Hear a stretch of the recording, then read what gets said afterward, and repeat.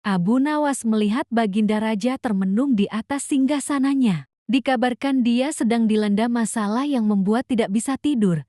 Namun masalah yang dihadapi hanya Baginda Raja sendiri yang tahu. Dia sengaja merahasiakannya dari orang-orang sekitar, baik kepada penasihat istana maupun Abu Nawas selaku sahabatnya tempat berkeluh kesah. Ingin rasanya Baginda Raja melupakan masalah yang menimpanya. Kalaupun bisa lari menghindar, tentulah ia akan melakukannya. Tapi kenyataannya permasalahan yang dihadapi terasa seperti mengikutinya kemanapun Baginda Raja pergi. Sejak saat itu Baginda Raja sering terlihat melamun seorang diri. Kemudian penasihat istana mendekati Baginda Raja. "Maaf Paduka yang mulia, hamba perhatikan belakangan ini Paduka terlihat murung. Hamba khawatir Paduka nanti jatuh sakit. Apakah ada sesuatu yang Paduka pikirkan?" tanya penasihat istana. "Tidak ada apa-apa.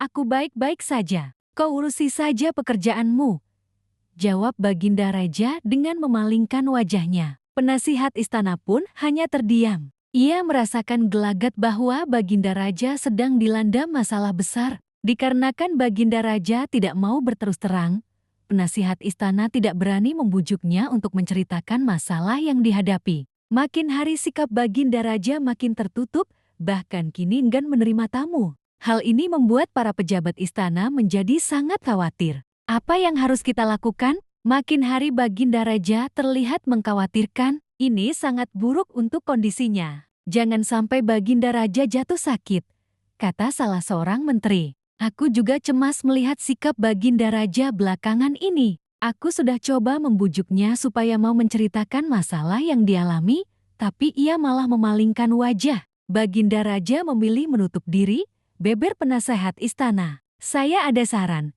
Bagaimana kalau masalah ini kita sampaikan kepada Abu Nawas? Biasanya dia tahu solusinya," ujar salah satu dari menteri. "Ya, saya setuju dengan saran tersebut," balas lainnya. Maka beberapa menteri istana segera mendatangi rumah Abu Nawas. Melihat yang datang adalah para menteri, Abu Nawas sempat terkejut. Biasanya yang diutus Baginda Raja adalah prajurit istana. "Kenapa kalian yang datang?" tanya Abu Nawas. "Kami kesini bukan diutus Baginda Raja, tapi atas kemauan sendiri," jawab para menteri. Kemudian para menteri ini memberitahu Abu Nawas tentang keadaan yang menimpa Baginda Raja. "Kami semua sudah berusaha memberi perhatian, tapi Baginda Raja selalu menutup diri," kata salah satu menteri. "Baiklah, aku akan coba menghiburnya. Mari kita ke istana sekarang," ajak Abu Nawas. Singkat cerita, Abu Nawas menghadap Baginda Raja. Ia lalu bercerita kisah-kisah jenaka di hadapan Baginda Raja, berharap bisa terhibur dan tertawa. Tapi ternyata tidak ada reaksi apapun. Baginda Raja hanya terdiam, malah meninggalkan Abu Nawas, lalu masuk ke kamarnya. Selepas Baginda Raja pergi, para menteri segera menghampiri Abu Nawas. "Bagaimana ini Abu Nawas? Kamu lihat sendiri kan?" ucap mereka. "Sepertinya Baginda Raja sedang mengalami masalah berat. Biarkan aku pulang dulu. Aku akan memikirkan cara untuk mengatasi masalah ini," ucap Abu Nawas. Setibanya di rumah, Abu Nawas terus memikirkan cara terbaik memecahkan masalah ini. Setelah berpikir cukup lama, akhirnya Abu Nawas menemukan ide cemerlang. Esok harinya Abu Nawas pergi ke pasar. Di hadapan orang-orang, Abu Nawas berteriak, "Apakah di antara kalian ada yang bisa memasukkan unta ke lubang jarum?" Mendengar pertanyaan Abu Nawas, semua orang yang ada di sana heran. Salah satu dari mereka lalu menjawab, "Mana mungkin bisa? Itu perkara yang mustahil." Dengan lantang, Abu Nawas membalas, "Tidak ada perkara yang mustahil. Jangankan aku, anak kecil pun bisa. Kalau kau memang bisa, coba tunjukkan kepada kami," pinta mereka. "Maaf kawan-kawan, sayangnya aku hanya bisa membuktikannya bila di hadapan Baginda Raja," jawab Abu Nawas. Begitulah seterusnya setiap ada keramaian orang ataupun perkumpulan, Abu Nawas selalu mengatakan hal yang sama. Akhirnya kabar tentang Abu Nawas bisa memasukkan unta ke lubang jarum sampai juga hingga telinga Baginda Raja. Awalnya Baginda Raja tidak terlalu memedulikannya, tapi lama-kelamaan timbun juga rasa penasaran pada dirinya. Maka diperintahkanlah beberapa pengawal istana memanggil Abu Nawas. "Tuan Abu Nawas, Anda diperintah Paduka untuk datang ke istana," ucap seorang prajurit. Benarkah?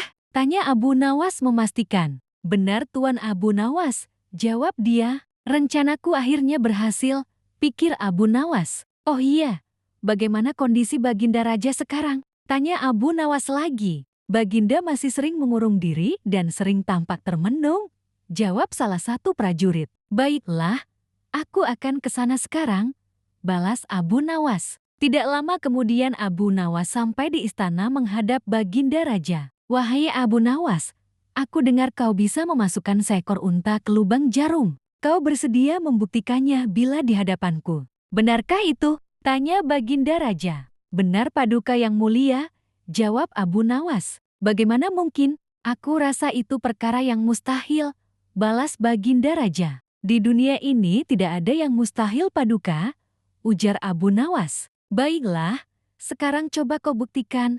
Perintah Baginda Raja. Caranya mudah Paduka. Kita tinggal membuat jarum yang lubangnya lebih besar daripada seekor unta. Dengan begitu kita bisa memasukkannya dengan mudah, bahkan anak kecil pun bisa, jawab Abu Nawas menjelaskan. Kalau caranya seperti itu, semua orang pun bisa melakukannya. Berarti kau telah menipu semua orang, termasuk aku, ucap Baginda Raja. Hamba tidak pernah menipu siapapun, dan hamba juga tidak pernah menipu Paduka. Hamba tidak pernah mengatakan bahwa jarum yang hamba maksud adalah jarum kecil, balas Abu Nawas. Ya itu benar. Tapi apa maksud dari pernyataanmu ini? Tanya Baginda Raja. Hamba hanya ingin mengatakan ada hikmah dari pernyataan ini, jawab Abu Nawas. Hikmah? Hikmah dari mana? Tanya Baginda Raja heran. Bukankah tadinya Baginda Raja tidak percaya kalau hamba bisa memasukkan unta ke lubang jarum, tapi setelah hamba jelaskan Baginda Raja baru mempercayainya. Begitu juga dengan permasalahan yang sedang kita hadapi. Sebesar apapun masalah, sebesar apapun bebannya, tapi kalau hati kita lebih besar, hati kita lebih luas saat menghadapinya, maka semua masalah akan terasa lebih ringan. Itulah gambaran seekor unta bila dimasukkan ke lubang jarum. Sepintas saat kita menghadapinya, pasti itu mustahil dilakukan. Tapi bila hati kita luas dan besar, maka pikiran kita juga akan mengikuti dan pada akhirnya masalah yang kita anggap mustahil diatasi menjadi mudah dan ringan untuk dijalani. Bagaimana kita akan bisa tenang bila kita menghadapi masalah dengan hati yang sempit?